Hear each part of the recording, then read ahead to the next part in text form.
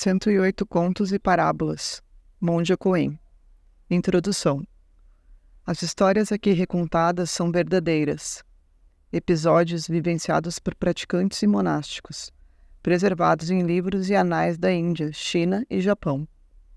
Alguns deles são chamados de koan, que literalmente significa proclamação pública, como quando um imperador mandava afixar em praça pública seus éditos imperiais. Durante o processo de prática espiritual, os koans têm sido usados para facilitar o rompimento entre as ideias da realidade e a própria realidade. É preciso vivenciar a vida e não apenas falar sobre a realidade, filosofar e muitas vezes se perder. Há pessoas que se consideram religiosas, mas que destratam pessoas, plantas e animais. Outras se dedicam à meditação e abandonam suas atividades de manutenção e sustentação da vida. A função dos mestres, das mestras, dos orientadores e das orientadoras é perceber quando e onde a pessoa que pratica está presa. O uso de koans ajuda a libertar o ser das suas próprias amarras. Há uma antiga tradição chinesa, fundada pelo mestre Rinzai, falecido em 867, que sistematizou o uso de koans para que todos e todas os praticantes passem pelas barreiras do próprio eu, e por meio de séries pré-estabelecidas e sucessivas de koans, tornem-se capazes de autenticar seu estado de iluminação perfeita. A minha tradição é outra. Chama-se Soto Zen Budismo, e também teve sua origem com esse nome de escola meditativa, na China antiga.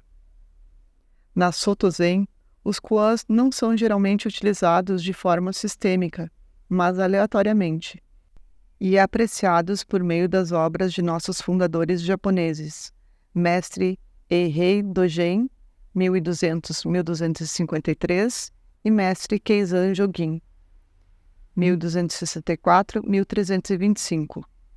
Ambos deixaram obras das quais comentavam casos antigos, como o Denrokuru, Anais da Transmissão da Luz, compilado pelo mestre Keizan, um dos principais livros de estudo da Soto Zen. Há também uma antologia das falas do mestre Dogen aos praticantes, feita por seu discípulo sucessor, Koun Ejo. Esse pequeno livro, chamado Shobogenzo, Zuimonki, Anais do que foi ouvido, era o primeiro livro de literatura e estudos que minha superiora usava para orientar as noviças.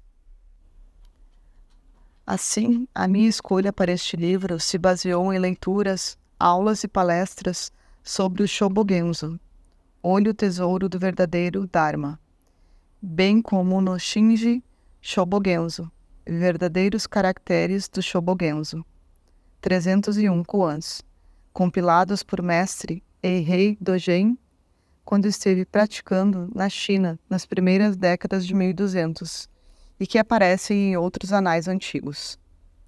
Há ainda casos de um grande mestre conhecido como Lábios Zen, pela habilidade em usar livremente a palavra e levar as pessoas ao despertar. Mestre Joshu, de 778 a 897, dizia: se um menino de 7 anos souber mais do que eu, vou pedir por seus ensinamentos. Se um homem de mais de 100 anos souber menos, vou instruí-lo. Também selecionei alguns koans do Ekiganroku, Anais do Penhasco Azul, Shoiroku, Livro da Equanimidade, e Mumonkan, Portal Sem Portas. Talvez os 3 anais de koans mais conhecidos e usados por praticantes Zen do Oriente e do Ocidente, amplamente traduzidos e comentados desde o século VIII. Minha proposta é apresentar um livro de fácil leitura, compreensão e interpretação, deixando de lado os aspectos mais intrincados dos estudos Zen. Quero lembrar, porém, que os casos ou koans são mais do que anedotas de interesse histórico ou filosófico. São anais vivos de gerações de prática iluminada. Aqui apresento apenas alguns casos. sem os poemas, comentários iniciais e frases finais que geralmente os acompanham nos anais citados. Muitos deles foram apresentados a mim por meus mestres durante as aulas, palestras, meditações e encontros pessoais. Nos Estados Unidos, meu mestre de ordenação, o falecido Koun Tenzan Hakuei Daiyosho, Maezumi Hoshi, fundador do Zen Center de Los Angeles, havia selecionado 100 koans iniciais, e todos os praticantes do Zen Center de Los Angeles passamos por eles. Seus comentários e palestras sobre outros koans são notórios, pois era um grande apreciador da obra máxima de mestre Eihei Dogen, chamada Shobogenzo, na qual muitos casos são mencionados. Maezumi Hoshi também praticou com o mestre de tradição Rinzai, Koryu Hoshi, e acreditava que o uso de koans facilitava o processo do despertar. Quando cheguei ao mosteiro feminino de Nagoya, tanto nossa superiora geral, Aoyama Shundo Dosho Hoshi, como meu falecido mestre de transmissão dos ensinamentos, Zengetsu Suigan Daiyosho Gyogo Hoshi, discursaram inúmeras vezes sobre vários dos casos aqui selecionados. Espero que esta compilação singela e despretensiosa provoque em você, leitor e leitora, o anseio pelo encontro profundo e verdadeiro com a sua própria natureza, e que da apreciação, reflexão, estudo e meditação sobre esses contos, você seja capaz de acessar a mente desperta e torná-la cada vez mais sua, mais íntima, mais clara. Que os méritos se estendam a todos os seres e que possamos nos tornar o caminho iluminado. Mãos em prece, Monja Coen. Conto 1. Mu. Um monge perguntou ao mestre Joshu: "O cão tem natureza Buda?" O mestre respondeu: "Mu." Esse é geralmente o primeiro koan que se dá a um praticante. Foi o primeiro que recebi quando praticava no Zen Center de Los Angeles, depois de haver me estabelecido na prática de meditação sentada. Esse koan é chamado de primeira barreira. Disse o mestre Mumon: "Se não ultrapassar esta barreira, se não cortar o caminho do pensar, você será como um fantasma se agarrando a arbustos e ervas daninhas. Como ir além do pensar? Como se tornar um ser verdadeiro e não uma sombra de si mesmo, um fantasma que se agarra a coisas frágeis e supérfluas?" Mestre Shoju é um dos mais celebrados mestres da China antiga. Viveu de 778 a 897. Aos 17 anos de idade, teve sua primeira experiência zen e ensinou até morrer, aos 120 anos de idade. O jovem monge que o procura está realmente decidido a compreender o que é a natureza Buda, o que é o sagrado.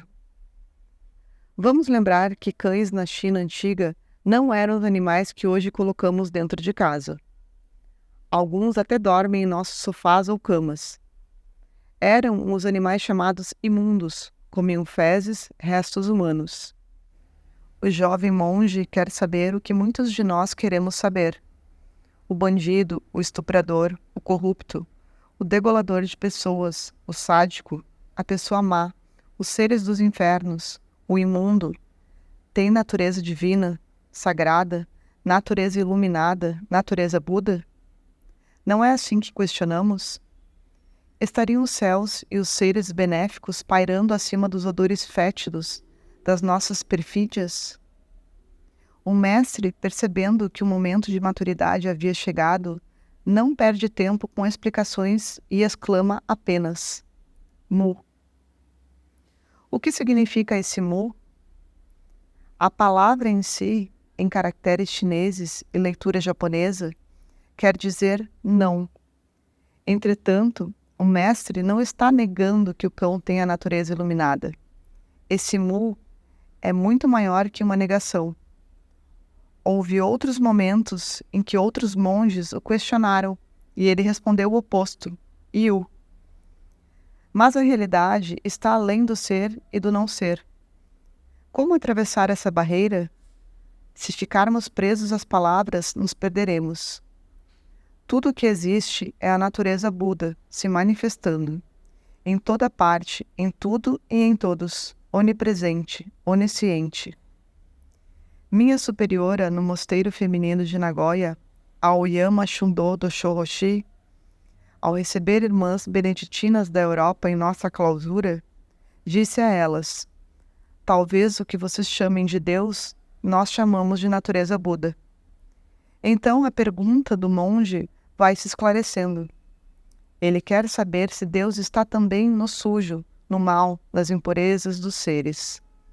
Por que permitiria o sofrimento, a dor, a maldade? O mestre, de compaixão ilimitada, apenas murmura: Mu. Certa feita perguntaram a Buda qual seria a causa primeira, já que em seus ensinamentos tudo o que existe é uma trama de causas, condições e efeitos. Buda silenciou. Ele não negou. Silenciou. Em outra ocasião respondeu: a mente humana é limitada para compreender o ilimitado. No budismo, não se reza a Deus, mas os padres e madres do deserto também não o fazem. Certa ocasião, um padre do deserto, ordem católica de padres e madres reclusos, que fazem voto de silêncio e vivem em solidão nas suas celas, conseguiu uma licença especial para ficar alguns dias em nosso Zen Center de Los Angeles. Pouco antes de voltar ao seu mosteiro, pedimos que nos falasse um pouco sobre sua prática, e ele, entre outras coisas, disse: nós sabemos, Deus. Como podemos pedir qualquer coisa? Como podemos reclamar e querer fazer trocas com o Criador? Nossas preces são apenas para bendizer o céu, o sol, a lua, a vida. Diferentemente de Mestre Joshu, estou colocando mais palavras na sua cabeça. Apenas penetre e se torne a própria natureza Buda. Pratique Mu. Esclareça o pensar, o não pensar, e vá além do pensar e do não pensar. Ficar arruinando e sem teto, expressão de Mestre Joshu ao despertar, é perder a identidade criada pelos condicionamentos. É abandonar ideias e conceitos sobre o bem e sobre o mal. Ao adentrar a mente una, saboreie um manjar celestial em cada gota d'água, em cada grão de arroz. Aprecie Mu, aprecie a natureza Buda, aprecie Mestre Joshu, aprecie o monge, aprecie a sua vida.